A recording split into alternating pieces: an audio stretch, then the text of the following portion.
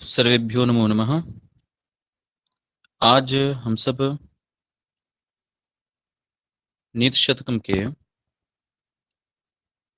परिशिष्ट भाग के अगले श्लोक को देखते हैं। तो चलिए सबसे पहले हम प्रारंभ करते हैं, इसका वाचन करते हैं।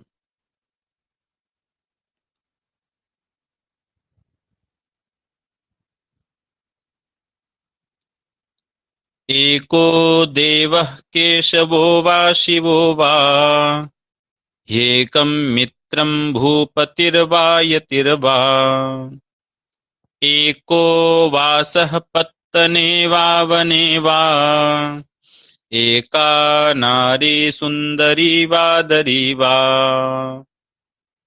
देखिए इसके अर्थ को देखते हैं। एको देवः, एक देवता होना चाहिए। हमें एक देव की उपासना करनी चाहिए। एक यहाँ पर केवल अर्थ में है, केवल एक देव की उपासना करनी चाहिए। केशवो वा शिवो वा, या तो केशव अथवा शिव। केशव अर्थात विष्णु अथवा शिव भगवान शंकर। एको देव, एक तो देवता होना ही चाहिए। केशवो वा शिवो वा, या तो केशव अथवा शिव। और ही, निश्चित ही, एकम मित्रम, एक मित्र तो होना ही चाहिए। कैसा मित्र होना चाहिए? अथवा एक ही मित्र होना चाहिए। कैसा मित्र? भूपतिर्वा यतिर्वा, या तो भूपति मित्र हो, राजा हो, अथवा यति हो, सन्यासी हो। भूपति अर्थात जिसके पास सब कुछ है, और यति अर्थात जिसने सब कुछ छोड़ दिया। तो एक ही मित्र होना चाहिए। भूपति ही वा यति वा, या तो वह राजा हो अथवा यति हो। इसके पश्चात एको वासः, एक ही वास होना चाहिए, एक निवास होना चाहिए। निवास हमारा कहाँ होना चाहिए? पत्तने वा वने वा, या तो पत्तन अर्थात नगर, जहां पर सारी सुविधाएं होती हैं। सुखी जीवन के लिए जहां सारी सुविधाएं होती, ऐसे पत्तन अर्थात नगर में हमारा वास होना चाहिए, निवास होना चाहिए। वने वा, अथवा वन में निवास हो, बीच में कोई नहीं। और एका नारी, एक नारी होनी चाहिए। कैसी नारी होनी चाहिए? सुंदरी वा दरी वा, जो नारी हो या तो सुंदरी हो, रूपवती हो, अथवा दरी हो अर्थात गुफा हो। नारी या तो सुंदरी हो, रूपवती हो, अथवा दरी अर्थात गुहा हो। चलिए पुनः इसका अर्थ देखते हैं हम। अर्थात हमारे पास क्या होना चाहिए? मध्य में रहने से जीवन निर्वाह नहीं होगा। एको देवः,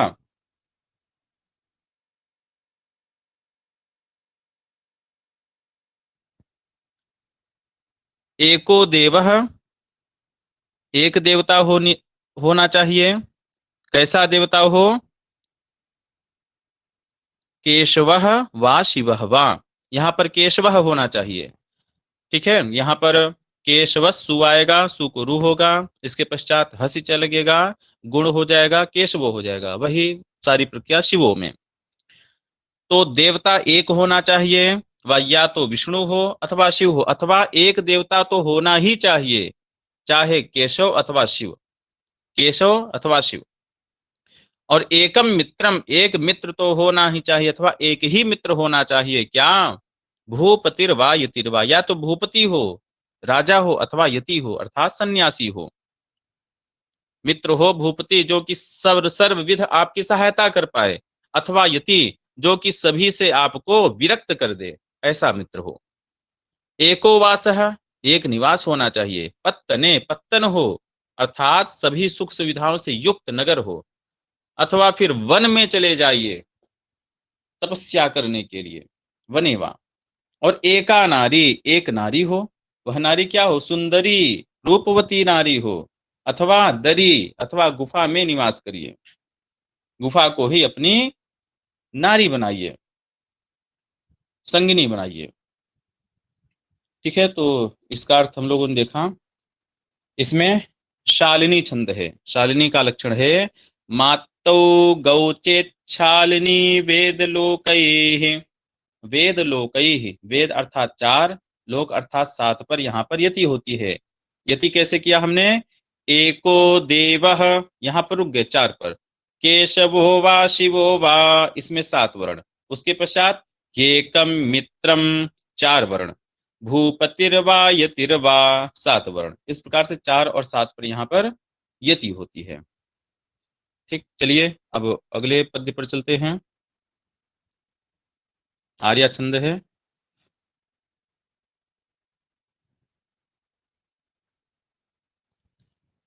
परिचरितव्याः सन्तः यद्यपि कथयन्ति नो सदुपदेशम्, यास्त्वेषां स्वैरकथास्ता एव भवन्ति शास्त्राणि। कथयन्ति सन्तः, कथयन्ति सन्तः नो कथयन्ति, संत नहीं कहते हैं। क्या नहीं कहते हैं? सदुपदेशम, सदुपदेश। यद्यपि संतः सदुपदेशम नो कथयन्ति, यद्यपि जो संत जन हैं वह सदुपदेश, अच्छी शिक्षा न भी दें, तब पर भी परिचरितव्याः, उनका परिचरण करना चाहिए, अर्थात उनकी सेवा करनी चाहिए। यद्यपि संतः सदुपदेशम नो कथयन्ति, यद्यपि जो संत हैं वह अच्छी शिक्षा नहीं दें अर्थात सदुपदेश नहीं करें, फिर भी परिचरितव्याः, उनकी सेवा करनी चाहिए। क्यों करनी चाहिए? उसके लिए कारण बता रहे हैं। याह तु एषाम स्वैर कथाः, जो इनकी स्वैर कथाएं होती हैं। स्वैर कथा अर्थात जो भी इनकी इच्छा से मुख से निकल जाता है। ताह एव शास्त्राणि भवन्ति, वही शास्त्र हो जाते हैं, वही शास्त्रोक्त बातें हो जाती हैं। याह तो एशाम स्वैर, याह है विसर्ग का विसर्जनीय सह से स हो गया तो यास हो गया। तो याह तो एशाम स्वैर कथा, वही यहाँ पर विसर्जनीय स से स हो गया। जो यहाँ पर स्वैर कथाएं उनकी हैं, एशाम, एशाम केशाम, एशाम संतानाम, एशाम सताम, जो संत जन है ऐसे सताम। तो ये जो संत जन है इनकी जो स्वैर कथा है, स्वैर कथा अर्थात स्वेच्छा पूर्वक जो इनके मुंह से वाणी निकल जाए, वही वाणी वही बातें क्या होती है? शास्त्राणि भवन्ति, वही बातें शास्त्र हो जाती हैं। शास्त्र अर्थात जिसको हमें मानना चाहिए। ठीक है, इसलिए यद्यपि संतः सदुपदेशम नो कथयन्ति, यद्यपि संत जन उपदेश न करें, शोभन शिक्षा अच्छी शिक्षा न दें, फिर भी परिचर्तव्या, उनकी सेवा करनी चाहिए, उनके पास जाना चाहिए, उनके पास रहना चाहिए, उनके चरणों में बैठना चाहिए। क्यों? या तो एशाम स्वैर कथा, जो इनकी स्वैर कथाएं होती हैं, इच्छा पूर्वक मुख से जो भी इनके वचन निकलते हैं, बातें निकलते हैं, ताह एव, ताह है विसर्ग है, विसर्ग क्यों नहीं दिख रहा है? क्योंकि जस आएगा तास हो जाएगा, सकार को सज्ज सोरू से रू होगा, रू को भो भगो अघो पूर्व से योश से या आदेश होगा, यकार को लोप शाकल्य से वैकल्पिक लोप हो जाएगा, तो ता एव हो गया। जब हम संधि करेंगे तो ताह एव शास्त्राणि, ताह का ताह कथा स्वैर कथा, वो जो स्वैर कथाएं हैं, जो इच्छा पूर्वक बातें उनके मुख से निकली हैं, वो शास्त्राणि भवन्ति, वो शास्त्र हो जाते हैं। ठीक है, तो अब अगले श्लोक को हम देखते हैं।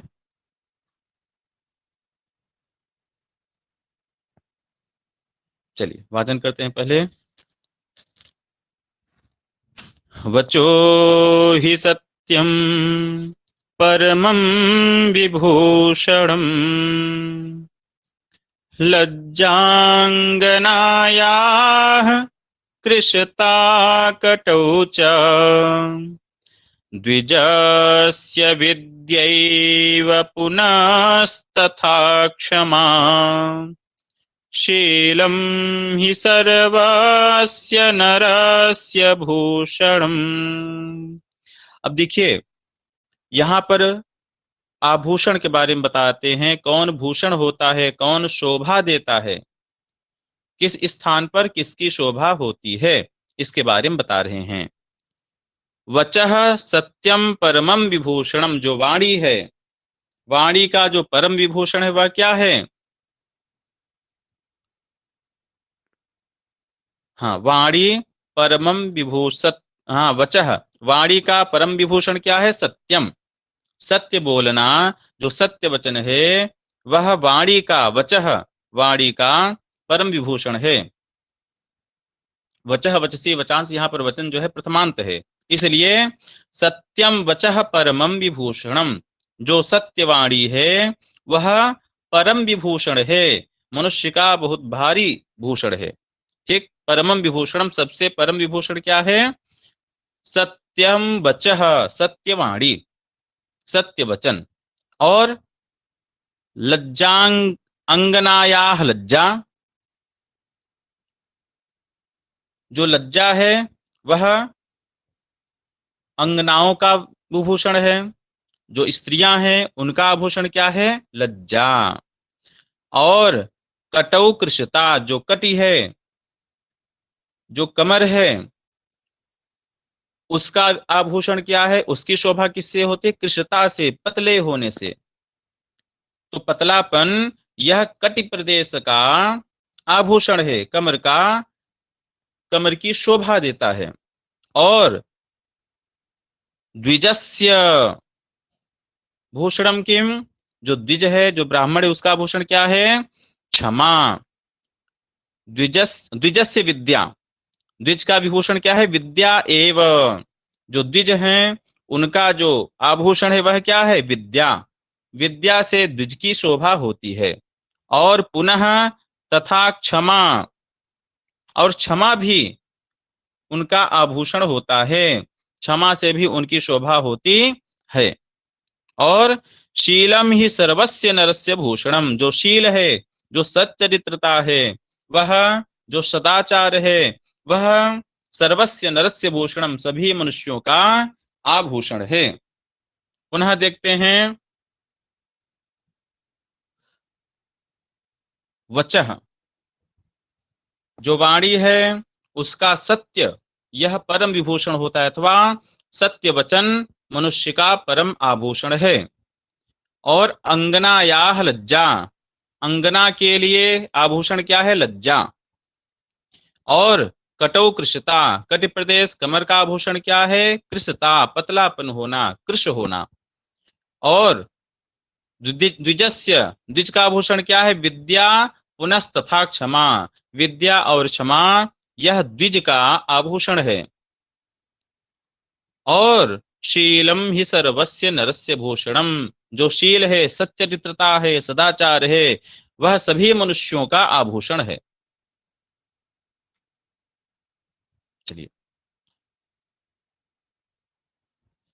अब इसके पश्चात ये इसमें उपजाति छंद है। उपजाति छंद का लक्षण हमने बताया था, जहां पर इंद्र वज्रा और उपेंद्र वज्रा का मिश्रण हो वहां पर उपजाति छंद होता है।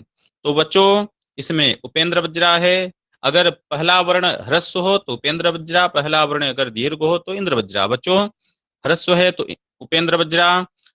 लज्जांगनाया, लज्जा में ल में जो अ है वो क्या है? गुरु है, तो यहाँ पर इंद्र वज्रा। द्विजस्य वी, वी में ई है, ई क्या है? लघु है, तो इसको क्या है? उपेंद्र वज्रा। शीलम, शीलम में जो ई है वह गुरु है, इसलिए यहाँ पर इंद्र वज्रा। तो दो पाद में, दो चरण में यहाँ पर इंद्र वज्रा है, दो चरण में उपेंद्र वज्रा है, तो इंद्र वज्रा और उपेंद्र वज्रा का मिश्रण होने से यहाँ पर उपजाति छंद है।